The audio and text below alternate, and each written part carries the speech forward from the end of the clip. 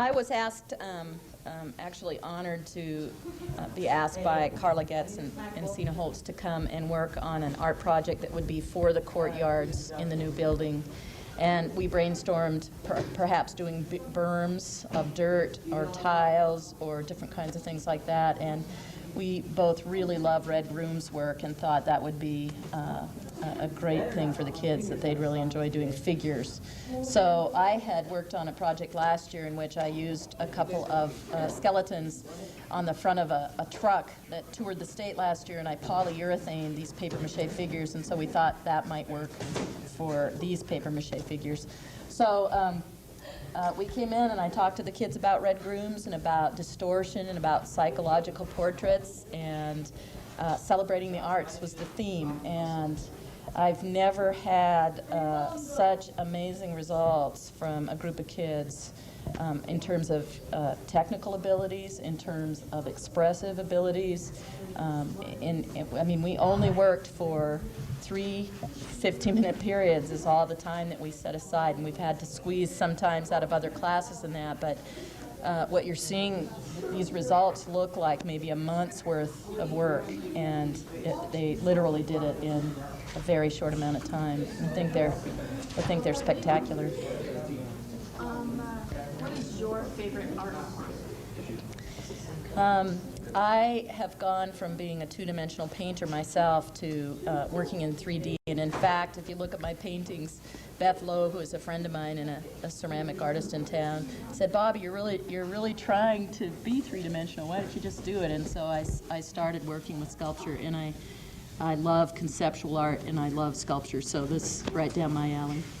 Okay, what is art to you? Art to me is visual communication and all that goes with that. And so it goes inside people and it's outside people, and it's poetry in terms of image, not in terms of word. So it lets us pay attention to nuance and subtlety. It lets us be angry, but not in a hurtful way, in a way that says, these are my issues, this is what I'm about, these are my opinions. And it's probably the most powerful thing that human beings have for communicating with each other. Could you name a culture that you like to express with your art? You mean connect multiculturally with a... Yeah, is there a certain culture that you find yourself drawn to making art? I guess I couldn't single out one culture. I love the spirit masks of the Haida Indians. I like the strong figures of the Africans that are highly distorted. I love abstract expressionist painting. I love the Renaissance.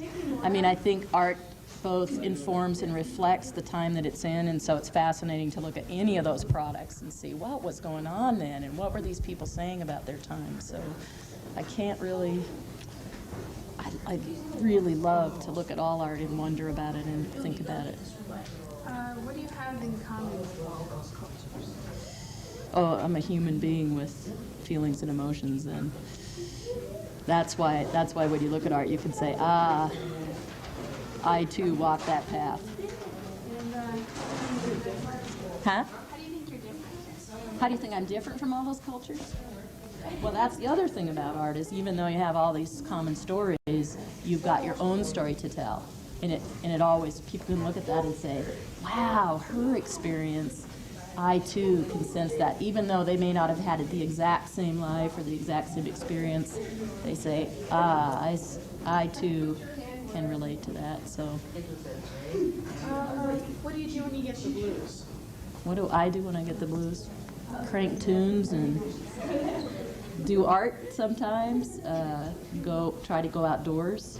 I think it's really important to connect with the natural world. And how do you think having artists in the school helped us learn, and that you've noticed? wow, I think the kids here are much more willing to share their stories, both verbally and visually. I think they came in here and they were not automatons by any means. I mean, truly, kids were being themselves, but they really focused and did this work, really thought about distortion. I mean, you look at these, they're just, they're like taking a middle schooler, the essence of middle school, and setting it out here and being able to deal with it on a visual level. And plus, the theme of celebrating the arts is evident in all the critters too. So. Okay. Do you have any suggestions for teachers that might want to use this? The aesthetic literacy program. To do it, to figure out ways. I mean, it was wonderful this year to be able to pay artists to come in, actually give them money for the things that we often expect them just to donate. And but it can happen if you figure out ways to have the people. If you don't have the expertise, go get the people that have the expertise and love to work with kids. And realize that it's the only way you can reach inside a kid is through the arts and bring that out. It's the only thing that deals with both knowledge and feeling. It's the only subject, those subject areas. Okay, what is your definition of aesthetic literacy? What do you think it is? Well, the opposite of aesthetics is anesthetic, or lacking feeling, or being numbed. And so to be literate about how you perceive the world and how you feel, and be able to express that, that's what aesthetic literacy is. And it can be literate in being able to read other products that people have made, or it can be literacy within yourself. What do I have to say, and how do I want to put that out there? Okay, what do you think you'll remember about being here with the sales quarter 8th graders? Oh. It's just been amazing. I will remember the kids and the sculptures and the energy. It's like when Kim and Matt and I all were waiting and the kids would come in. It was just like somebody broke a dam. The energy coming in, really a lot of energy, and just the wonderful personalities and that what they did with those personalities. I mean, in some ways, these are all self-portraits, even though they weren't intended that way. But the way that kids work tended to kind of reflect the kind of person that they were and what they had to say. Do you have any other comments? No, I really feel honored to have been asked to work as an artist in this setting. It's been grand. It's been great to work in a space that we can really work in and not be hampered by, and it's been a wonderful experience for me. Question we're asking the students, do you have a dream or a wish or a goal? Oh, do I have a dream or a wish or a goal? Well, you know, in some ways this is a dream for me. I've always loved the arts, and I've always loved working with kids, and so getting to do these kinds of things with the freedom. I'm not a teacher here now. I used to teach here. I taught here for 8 years in this building, and it's really fun to come in as a guest artist and be able to work in this way, a little more flexibly and that kind of thing. So that's kind of a dream. I have a dream of, I'd like to have a bunch of solo art shows in my own work. That's a dream of mine. So. I mean, world peace. I have lots of dreams, but it's hard to think in that short amount of time.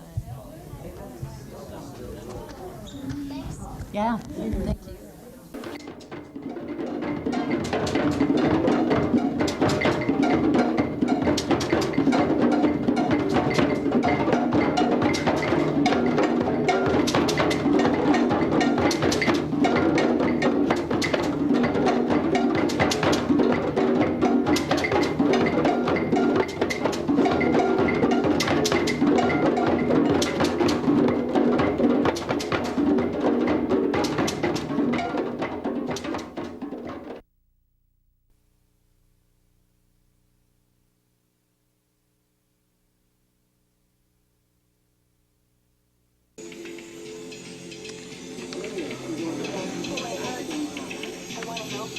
The world is watching genocide without doing anything.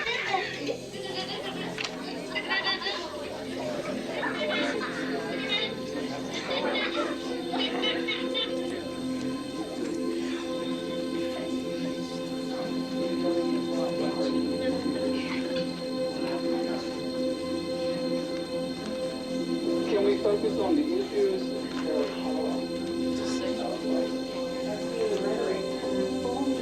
What are you doing? We'd like to hear your story. Shut up! Teresa Jacobs, and I'm the main creator of this work. I worked with a fellow named Joseph Vishnevsky to do the music, but it all started during the Gulf War, so that was back in 1991, when I started to work on this piece here. Then this piece came, and then more pieces came, and meanwhile I was collaborating with a musician. So I think I'll just would like to get started. In addition to, I know your teachers brought some things for you to focus on, but I also have excerpts. Now these are written words that are actually incorporated into the music. So I'd like to just pass this around, and you guys can just kind of play with this and see if you can pick out, like this one says, we have to communicate to our children that we are there for them, that they are not alone. And that's going to come out of that tape right there. So I think I'll let this person start over here, and they can take that if they want. The other thing is, don't restrict yourself to your seat. Feel free during this exhibit to walk around, even to crawl around, get your ear right down to the tape player, because they're all different. The music for each one was created. It's original music, specific for each quilt. So it's different. There's a buzzing bee on this one. There's lots of action over here with the news reports quilt, and quite divergent from what you'll find on the other ones. But I would keep moving around so you can get a sense of all of it. The only thing I ask is, like if you were at a theater, that we need to not talk, basically, because otherwise people won't be able to hear the sound. So you guys can move around, but let's not talk.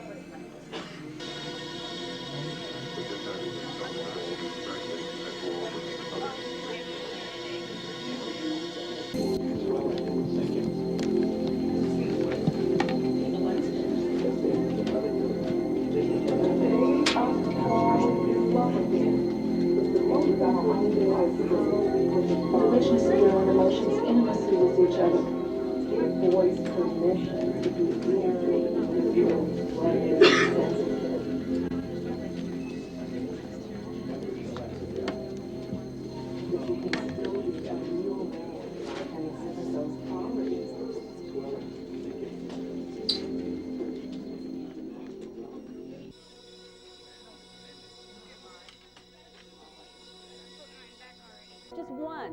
This is one pretty much playing by itself here. I've never done this before. It's kind of interesting. I've never played just one tape by itself. So Joseph, my collaborator, worked with a guy named David Brune, who had a big setup, you know, digital whole thing. So it was real interesting. Are there any questions?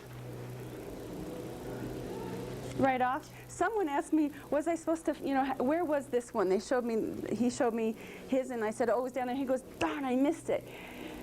Partly the reason that I gave you those and just kind of said try and hear for it is because it helps tune you in to the sound. But the other reason is because it's kind of a metaphor for what it's like in our society right now. There's so much information coming at us that we can't get it all. We can't get it all. You can't hear everything. You can't take it in all at once. I mean, at least that's been my experience, and in talking to lots of people, a lot of people turn off the news for a time because they just can't take it all in. And I think that's kind of what it is. That's a metaphor. So is there any other questions or comments? Don't be shy. Anything. There's no dumb questions. How long does it take to like make a quilt? How long does it take to make a quilt? This is the first one I made here. It took me, well, first of all, I did one, had it completely photographed and ready for a show, and then I cut it up. I've never done that before. And so there's pieces of the first quilt in this one. This piece and this piece. There's pieces that I pieced in there from the first one. It's because I had a better idea that I decided to cut it up. There's a roller coaster.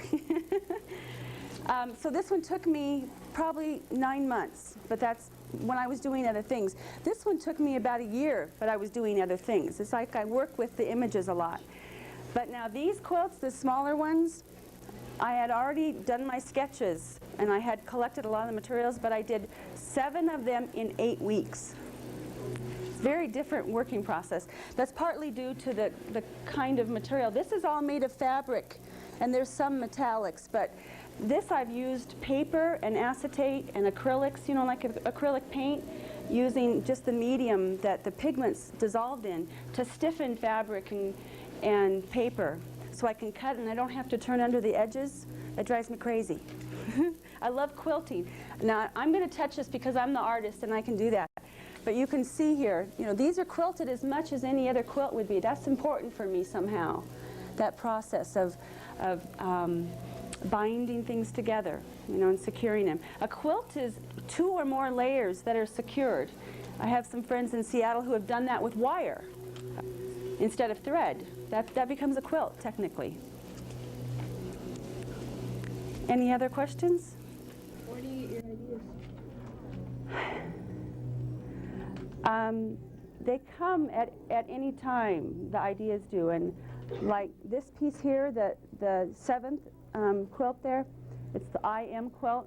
I was watching a slideshow of a forestry exhibit at the Burke Museum in Seattle with my kids and a whole bunch of kids around me. Luckily, I had my sketch pad with me, and I was looking for an idea for this quilt.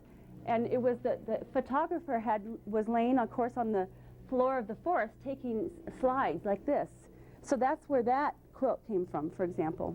Can you kind of see that? If you were laying on the floor of the forest and the trees are all converging there, the top, the focal point. How do you get their names? The names for all the smaller ones are actually taken from the excerpts that I had for each one. So this one's called Draw Power, and the quote was Draw Power from Nature, and that was said here. I don't know if anybody heard that one, but did you? You were sitting here, Draw Power from Nature. So they're all there. Now this one, it's just talking about what I had studied. As I was making this piece, I was studying the news. I was listening all the time to public radio, both the local in Seattle, local public radio, national public radio during the Gulf War, and it was happening so quick. And I love audio tapes, and so I just started hitting the record button on my tape player. Kept getting more tapes until I had 60 90-minute tapes, which then I listened to again, and I transcribed it on the computer, and then I pulled out excerpts and started seeing themes. And what the excerpts that are in here and that you looked at, that I sorted through hours and hours and hours, like 500 hours to find those excerpts. So that's why this one is called News Reports, because that's what I was listening to. This is my reaction to have being barraged by a lot of bad news about our planet and what we're doing, and the lack of response by people who really do care but just haven't figured out what to do, how to feel, how to talk about it. How come you studied the quilt instead of the paint? You know, there's a long, and before I answer that question, I was going to say, this piece here I did in response to this piece, and that's called Earthen Vessel, and that came I felt like in response to this one that I needed to sort of get a firm grounding, like, no, I'm still here and I can do something, and thinking about the body as a vessel. And so that's that our bodies are what we have to work with here, and there's so many possibilities that are unexplored. So earthen vessel it came out of that idea. Now you asked, oh, how come I don't paint? Oh, how come you started quilting? Oh, okay, how come I started quilting instead of painting? I've always loved to paint, first of all, so I love painting also. But there's a long tradition of quilting, of women working in the fiber arts, you know, through many cultures, and somehow I think that I caught that bug, first of all. It started when I was young, and I remember watching my grandmother at the sewing machine quilting, and I wanted to touch those fabric squares, and she wouldn't let me, you know. I remember that, and so as soon as I was able to, I was sewing, like at age 6. I was getting into my mom's fabric cupboard and making things, and that started it for me. So I love working with fabric because it's flexible and strong. I also love doing ceramics, but there's something I've always loved about fiber. When did you start? When did I start? Well, I started sewing when I was 6, and I'm sure I did lots of small things, but when my son was born, and there's some pictures over him in the red quilt, he's 9 now, and that's when I started doing it professionally. That's when I dedicated myself to my artwork, because I've studied other things in my life, but my artworks is what gives me my strongest calling. Well, thank you for coming. Oh, let me show you one thing. This is kind of fun, dramatic lighting here. She's going to show us the effect of special lighting on that one. So Just a minute, let me see. Oops, no, that's the wrong. When some 3rd graders were here the other day, and they got to see this, and see how the lighting changes? Oh, look at that.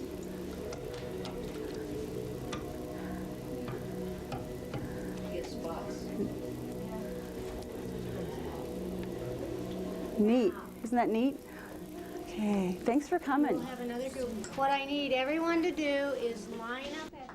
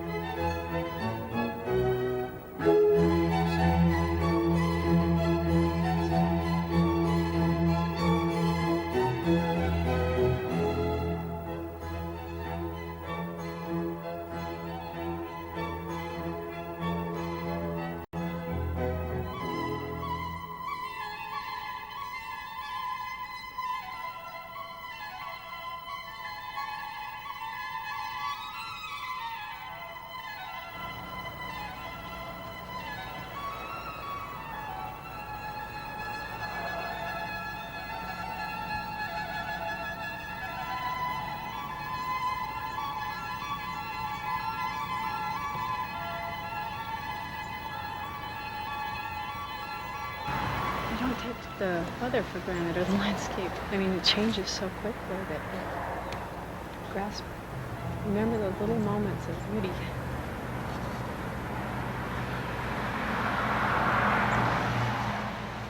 Light.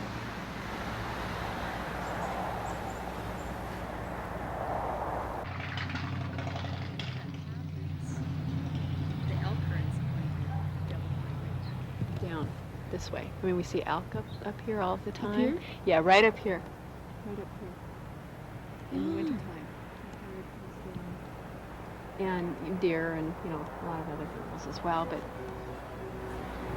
will be affected if houses go up in that area. We'll find other habitat, or who knows.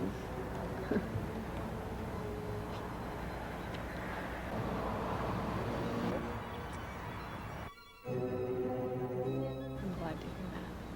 I'm trying to decide if I need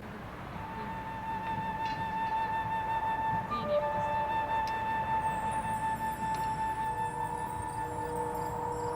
study.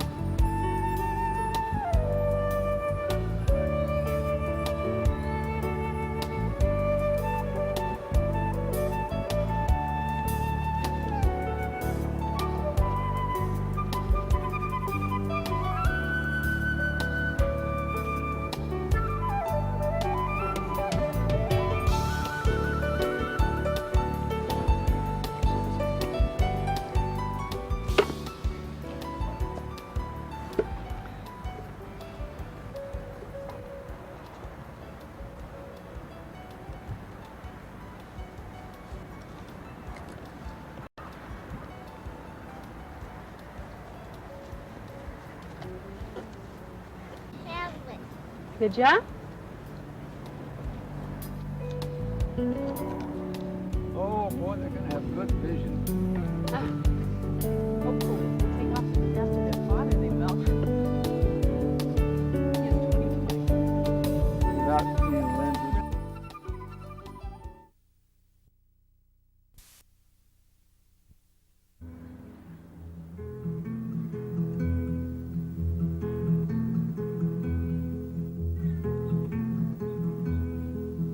Suzanne takes you down to her place near the river. You can hear the boats go by. You can spend the night beside her. And you know that she's half crazy, but that's why you wanna be there. And she feeds you tea and oranges that come all the way from China. And just when you meet. And today I took Chloe for a walk, and all this stuff on my mind, like calling a bunch of people and trying to get, volunteers to work for that open space project, and I just thought, wow, I'm not even looking at the woods anymore. I'm thinking about all this stuff, and money, and I don't, it feels really weird to have to be thinking when I'm walking. I usually take that time to just go for a walk and really, meditate, just kind of breathe or something, and today it wasn't like that at all. Her wavelength, and she lets the river answer that you've always been her lover. And you want to travel with her, and you want to travel blind, and you know that she will trust you, for you've touched her perfect body with your mind.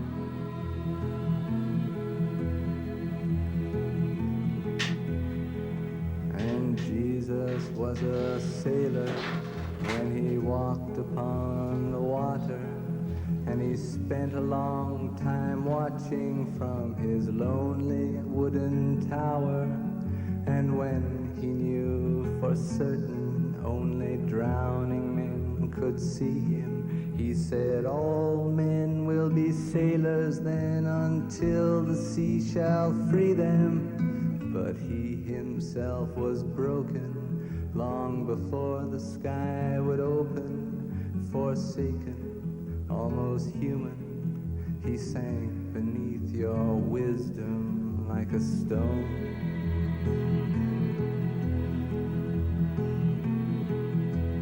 And you want to travel with him, and you want to travel blind, and you think maybe you'll trust him, for he's touched your perfect body with his mind.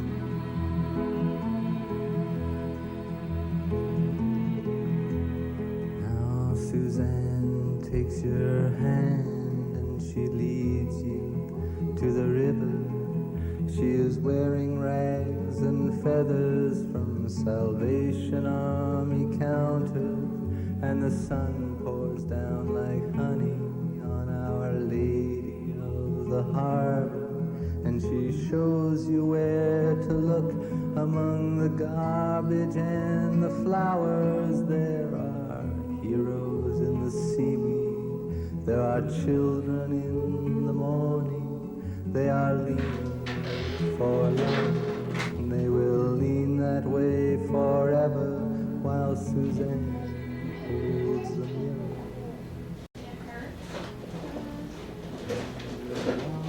Travel with her, and you want to travel blind, and you can trust her, for she's touched your perfect body with her mind.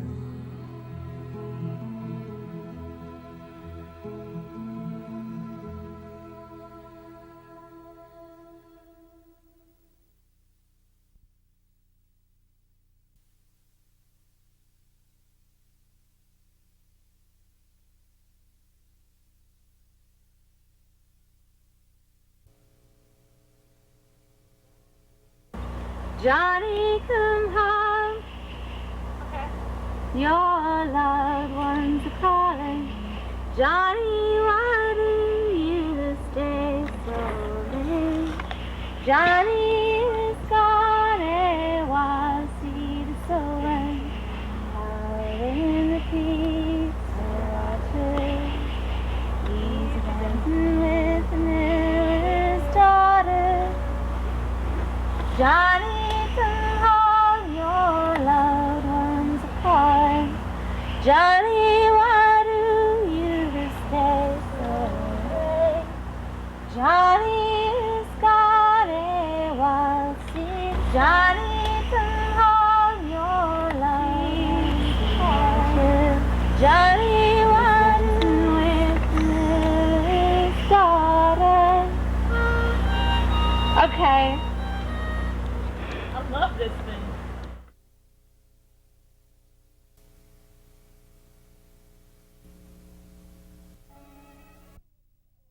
Oh, what an evil, evil, evil look.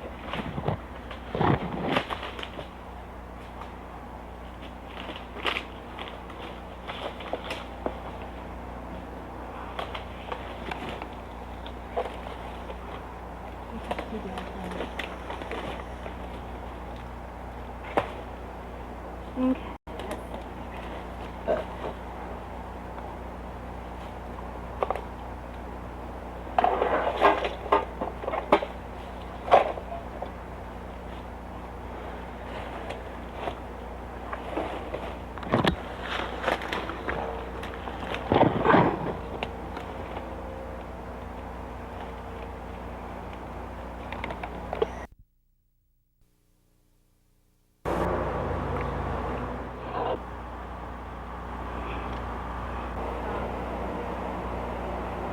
I want to live on myself. Good. Fine way. I'm going to. We're going to live in a cabin in the woods. It's going to be chopped wood. And there'll be land in Tennessee, and there'll be land in Montana. And there'll be a community of people that go back and forth between these lands in the woods in Montana and Tennessee.